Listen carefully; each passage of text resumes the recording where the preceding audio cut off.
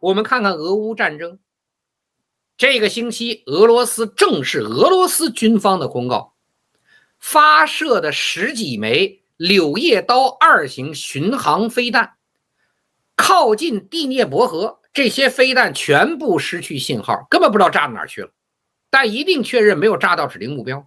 所以俄罗斯怀疑是乌克兰乌军的电子战指挥部现在已经有了美国的军事顾问在进行现场指导。那这个话啥意思？就是美国的军事顾问在现场指导使用北约援助给乌克兰的电子战的这些工具，就直接让俄罗斯的巡航导弹失控了，找不着地方了，都不知道飞到哪儿去了，因为这是俄罗斯自己发布的公告。所以因为这样子的乌克兰的军队才能快速在赫尔松登陆，建立了很多桥头堡，俄罗斯没有办法进行攻击。这是美国的最厉害的信息战。所以这个道理跟大家已经讲过了，我以前讲过很多次，老说中国导弹厉害，我说你导弹打哪儿啊？你导弹往哪儿打呀？就是面对超视距攻击的美国航母编队，中国什么办法现在目前都是没有的，除非这个编队跑到中国海岸线边上，能让中国陆基的雷达看到。中国有预警机吗？有，但是中国预警机的干扰和抗干扰能力跟美国一点可比性都没有。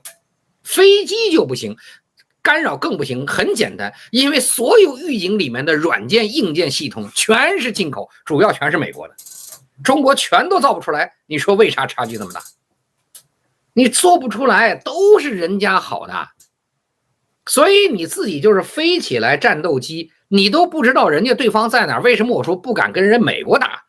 跟美国怎么打？你能确定人家航母编队在哪儿都确定不了啊！有人说的潜艇可以进去，不会被预警机看到。对，你潜艇是进去就是送死，因为你潜艇什么玩意儿没有，潜艇在水下找目标，雷达看不见你，你只能用声呐找目标。你不敢跟你的任何东西做通讯，你的通讯传到水面上面就会被预警机发现。那任何航母编队能打潜艇的东西太多了，你拿声呐去找人家的军舰，你没有想过航母编队有多少军舰拿声呐同时找你潜艇，而且比你厉害多了，你只能慢慢的走，人家可以很快的走。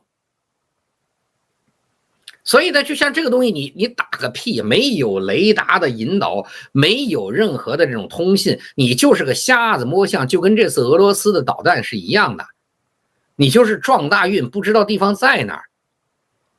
然后老说我们叫饱和攻击，饱和攻击什么？几十上百枚甚至几百枚导弹扔过去，扔到人家航母可能在的位置。对呀，那你想想，你这打这个仗，你这全靠撞大运，全靠蒙，你说你跟人打个屁啊？你能怎么弄呢？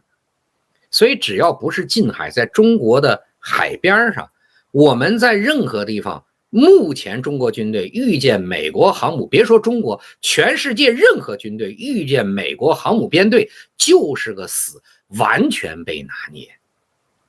一点活的空间都没有，中国轰六还能驱逐美国航母？这都是专家胡说八道。中国专家就这水平，军事专家就这水平，就跟胡锡进当年说啊，中国佩洛西敢访台，中国飞机半飞佩洛基的飞机，然后佩洛基在台湾机场降落，中国飞机可以掠过台湾机场，就这话你说多幼稚啊！你飞到佩洛基专机200公里以内你就打下来了，你还半飞，基本常识都没有，得多弱还能让你的飞机飞到人家的视野范围内，能形成半飞，这得多弱的国家呀！人家的飞机飞到中国飞机飞上半飞，中国没办法，这是很正常的事儿。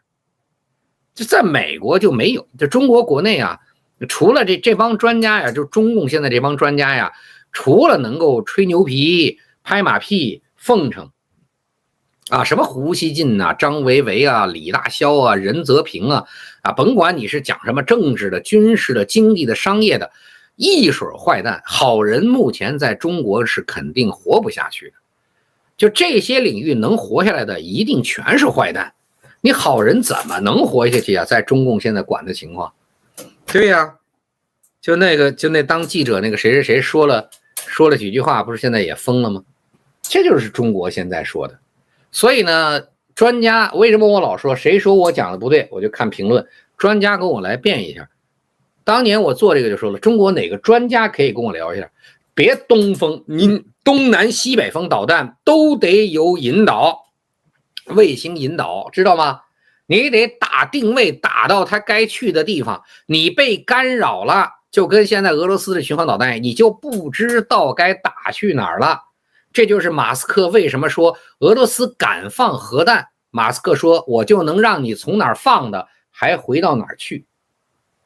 惯性引导，核弹惯性引导，你可真是逗了，核弹还能惯性引导。